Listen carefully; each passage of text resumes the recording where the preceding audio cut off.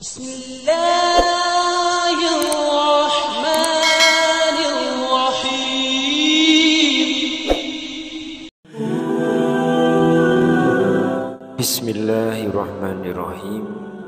Assalamualaikum warahmatullahi wabarakatuh. Syukur alhamdulillah kita masih dipertemukan kembali di channel ini. Salawat dan salam selalu dan tetap tercurahkan kepada junjungan kita Nabi besar Muhammad sallallahu alaihi wasallam. Allahumma sholli ala sayyidina Muhammad wa ala ali sayyidina Muhammad. Harapan dan doa saya semoga sahabatku semuanya selalu diberikan kesehatan, dilapangkan rezekinya, diampuni dosa-dosanya, dipanjangkan umurnya, dan semoga kita tidak mati kecuali mati dengan beriman dalam Islam. Dan sempatkanlah menuliskan sholawat di kolom komentar, insyaallah akan menjadi bukti cinta kita kepada Rasulullah Muhammad sallallahu alaihi wasallam. Semoga kita semua mendapatkan syafaat beliau di akhirat kelak. Amin ya rabbal alamin. Sahabat seiman yang dirahmati Allah, di dalam agama Islam Allah subhanahu wa ta'ala sangat menyayangi hambanya yang selalu berbuat kebaikan kepada diri sendiri dan juga kepada sesama makhluk ciptaan Allah subhanahu wa ta'ala. Hal ini karena semua perbuatan baik yang kita lakukan selama di dunia akan menjadi bekal kita nanti untuk bisa meraih surga terindah dan teragung yang telah dijanjikan oleh Allah subhanahu wa ta'ala. Akan tetapi tidak dipungkiri bahwa masih banyak manusia yang karena kurangnya ilmu dan pengetahuan serta kurangnya iman melakukan dengan secara tidak sadar hal-hal yang justru malah sangat dibenci oleh Allah subhanahu wa ta'ala. Kurangnya ilmu agama di dalam diri seseorang justru akan mengantarkan dirinya terjerumus ke dalam berbagai macam perkara yang dilarang agama yang semestinya dapat mereka hindari. Berikut ini ada 10 perilaku manusia yang sangat dibenci Allah dan semestinya manusia dapat menghindari perilaku tersebut. Namun manusia justru terlena untuk melakukannya, baik secara sadar ataupun tidak, sehingga mereka terjerat dalam perangkap tersebut. Apa saja 10 perilaku manusia yang paling dibenci Allah? Yang pertama, kikirnya orang-orang kaya. Kecintaan manusia kepada harta kekayaan yang dimilikinya membuat manusia menjadi kikir ataupun pelit untuk bersedekah. Dan ini adalah penyakit hati yang sangat Allah benci. Seharusnya harta yang dimiliki dapat dimanfaatkan untuk bersedekah di jalan Allah, karena di sebagian harta yang kita miliki ada hak orang lain yang membutuhkan. Allah telah berfirman dalam Quran surat Ali Imran ayat 180 yang artinya, dan jangan sekali-kali orang-orang yang kikir dengan apa yang diberikan Allah kepada mereka dari karunia-Nya mengira bahwa kikir itu baik bagi mereka, padahal kikir itu buruk bagi mereka. Apa harta yang mereka kikirkan itu akan dikalungkan di lehernya pada hari kiamat. Milik Allah lah warisan apa yang ada di langit dan di bumi. Allah maha teliti terhadap apa yang kamu kerjakan. Kemudian yang kedua adalah orang miskin tapi sombong. Sombong atau takabur adalah sikap yang menganggap bahwa dirinya lah yang lebih dari segalanya dibandingkan dengan orang lain, sehingga sangat sulit untuk dipahami jika ada orang yang tidak punya harta namun masih memiliki sikap sombong, sementara orang yang kaya pun dilarang untuk menyombongkan harta yang dimilikinya. Sejatinya hanya Allah subhanahu wa ta'ala yang maha kaya yang boleh memiliki sifat dan sikap sombong seperti ini, karena Allah lah yang memiliki segalanya.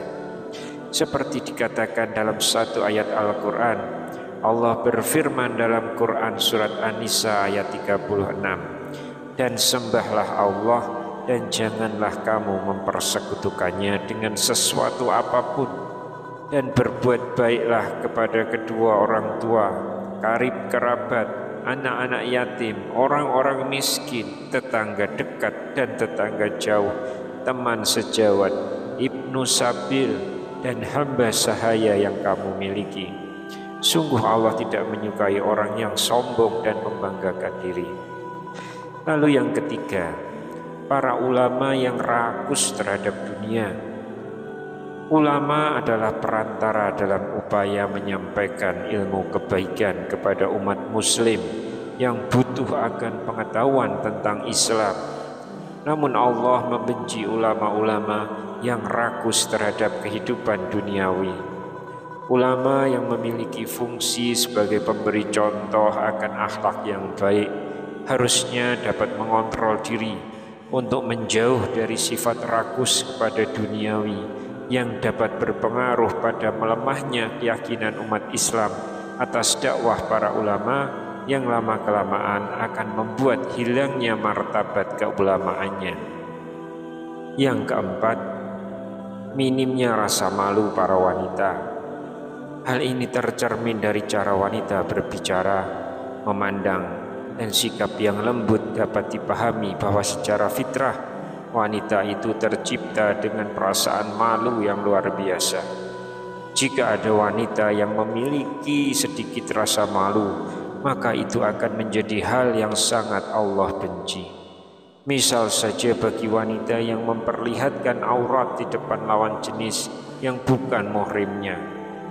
Rasa malu yang dimiliki oleh sosok wanita adalah sebuah mahkota bagi mereka. Maka jika wanita kehilangan rasa malu, maka mereka ini sama saja dengan kehilangan mahkotanya, sehingga Allah akan sangat membencinya. Yang kelima, orang yang sudah tua renta namun masih tetap mengejar dunia. Untuk para orang tua yang sudah lanjut, sebaiknya tidak lagi mengutamakan duniawi daripada akhiratnya, karena memperebutkan kenikmatan dunia sampai di usia senja akan lebih membuat Allah murka. Kecintaan terhadap dunia yang melampaui batas akan membuat akhir umurnya menjadi sia-sia, karena harus disadari bahwa dunia ini sebentar lagi akan mereka tinggalkan. Yang keenam, malasnya para anak muda. Pada dasarnya masa muda adalah masa-masa yang produktif untuk memperjuangkan masa depan. Namun tak jarang kita sering menjumpai pemuda yang produktif namun bermalas-malasan untuk bekerja atau berusaha. Rasa malas anak muda ini dapat menjadi indikasi bahwa mereka akan mengalami kesusahan dan kesuraman di masa tuanya, dan Allah tidak menyukai anak-anak muda yang bermalas-malasan. Yang ketujuh, kejamnya para penguasa.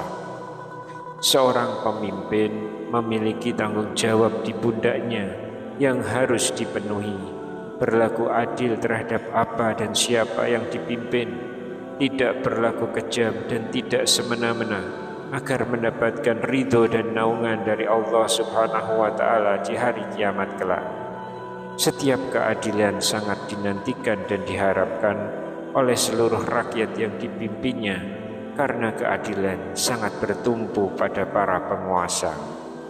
Jika seorang penguasa berlaku keji kepada siapapun yang dipimpinnya, maka kemurkaan dan azab Allah yang amat pedih akan mereka dapatkan cepat atau lambat, karena Allah sangat benci pemimpin yang zalim. Allah berfirman dalam Quran surat Ali Imran ayat 151, tempat kembali mereka ialah neraka, dan itulah seburuk-buruk tempat tinggal orang-orang yang zalim. Yang kedelapan, jiwa pengecut atau jiwa takut dari tentara perang. Keinginan untuk menjadi tentara perang tentu adalah sebuah komitmen dengan resiko yang sangat besar. Bahkan ketika memutuskan untuk berperang, mereka tidak bisa lagi memilih siapa lawan yang mau dihadapi. Jiwa prajurit adalah mereka-mereka yang sudah dipilih untuk membela agama juga negara, serta mental pantang menyerah terhadap musuh. Jika sikap ini luntur atau bahkan hilang, maka sungguh Allah sangat tidak menyukainya. Seperti dalam firman Allah di Quran surat Al-Anfal ayat 15, "Hai orang-orang yang beriman, apabila kamu bertemu dengan orang-orang yang kafir yang sedang menyerangmu, maka janganlah kamu membelakangi mereka atau mundur." Yang kesembilan, ujubnya para zahid. Ujub adalah salah satu penyakit hati yang dapat menyerang siapa saja, dari manusia hingga para zahid yang lebih banyak memikirkan akhirat ketimbang dunia. Namun murkanya Allah akan terjadi jika kezahidan itu telah diracuni dengan sifat ujub, baik dalam ucapan ataupun perbuatannya.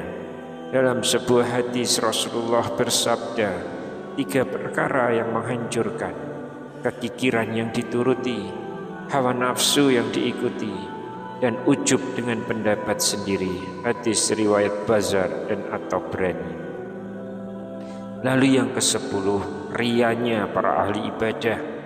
Sungguh Allah sangat membenci orang yang beribadah namun hanya karena ingin mendapatkan pujian dari orang lain. Rasulullah Shallallahu Alaihi Wasallam sering mengingatkan supaya umat Islam meninggalkan sifat riya yang juga merupakan syirik kecil ini. Beribadahlah dengan dilandasi rasa ikhlas dan syukur hanya kepada Allah Subhanahu wa Ta'ala, tanpa harus mengharapkan pujian atau sanjungan dari manusia yang adalah sama-sama makhluk ciptaan Allah Subhanahu wa Ta'ala. Semoga kita semua dijauhkan dan juga dihindarkan dari 10 perilaku yang sangat dibenci Allah Subhanahu wa Ta'ala ini. Wallahu a'lam bishawab. Demikian yang bisa saya sampaikan di kesempatan kali ini. Semoga dapat memberi manfaat untuk kita semua. Amin ya rabbal alamin. Wassalamualaikum warahmatullahi wabarakatuh.